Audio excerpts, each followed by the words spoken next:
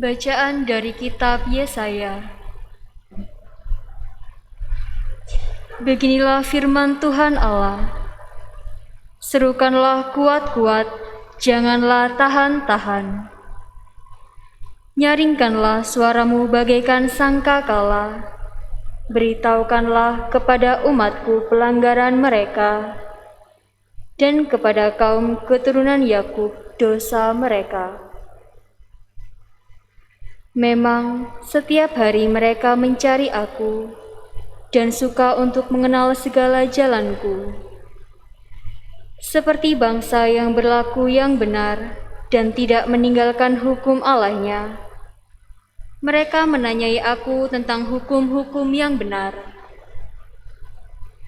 Mereka suka mendekat menghadap Allah dan bertanya, "Kami berpuasa, mengapa engkau tidak memperhatikannya juga?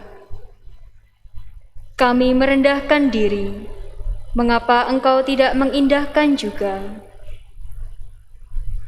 Camkanlah, pada hari puasamu engkau masih tetap mengurus urusanmu, dan kamu mendesak-desak seluruh buruhmu. Sesungguhnya, kamu berpuasa sambil berbantah dan berkelahi, serta memukul dengan tinju dengan tidak semena-mena. Dengan cara berpuasa seperti ini, suaramu tidak akan didengar di tempat tinggi. Inikah puasa yang ku kehendaki? Mengadakan hari merendahkan diri, menundukkan kepala seperti gelagar, dan membentangkan kain karung serta abu sebagai lapik tidur? Itukah yang kau sebutkan berpuasa, mengadakan hari yang berkenan pada Tuhan? Bukan. Berpuasa yang ku kehendaki ialah engkau harus membuka belenggu-belenggu kelaliman dan melepaskan tali-tali kuk, membagi-bagikan rotimu bagi orang yang lapar, dan membawa ke rumahmu orang miskin yang tak punya rumah. Dan apabila engkau melihat orang telanjang, supaya engkau memberi dia pakaian, dan tidak menyembunyikan diri terhadap saudaramu sendiri. Pada waktu itulah terangmu akan mereka seperti fajar, dan lukamu akan pulih dengan segera. Kebenaran menjadi barisan depanmu, dan kemuliaan Tuhan barisan belakangmu. Pada waktu itulah engkau akan memanggil, dan Tuhan akan menjawab. Engkau akan berteriak minta tolong, dan Ia berkata, "Ini aku." Demikianlah sabda Tuhan. Syukur kepada Allah.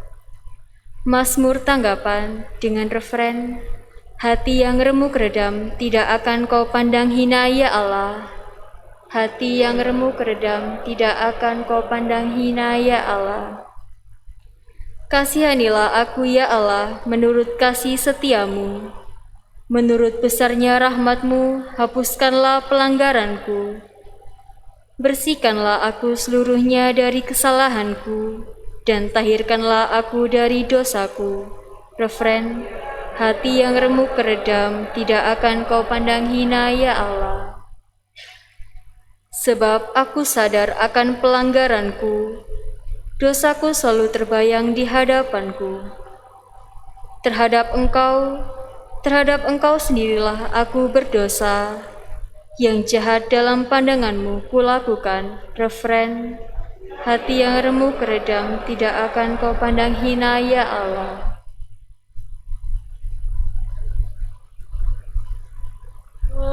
Terpujilah Kristus Tuhan, Raja mulia dan kekal.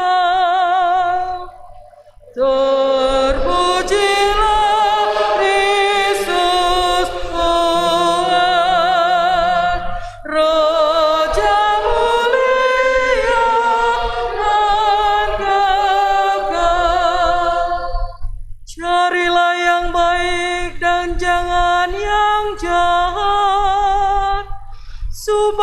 kamu hidup, dan Allah akan menyertai kamu.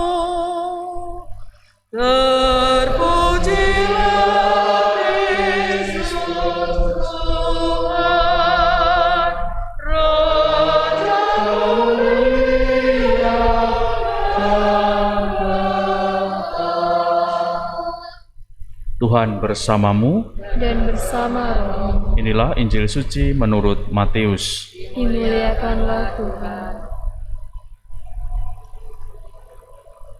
Sekali peristiwa datanglah murid-murid Yohanes kepada Yesus dan berkata, "Mengapa kami dan orang Farisi berpuasa tetapi murid-muridmu tidak?" Jawab Yesus kepada mereka, "Dapatkah sahabat-sahabat mempelai laki-laki berduka cita selama mempelai itu bersama mereka? Tetapi waktunya akan datang, mempelai itu diambil dari mereka, dan pada waktu itulah mereka akan berpuasa." Demikianlah sabda Tuhan. Terpujilah Kristus.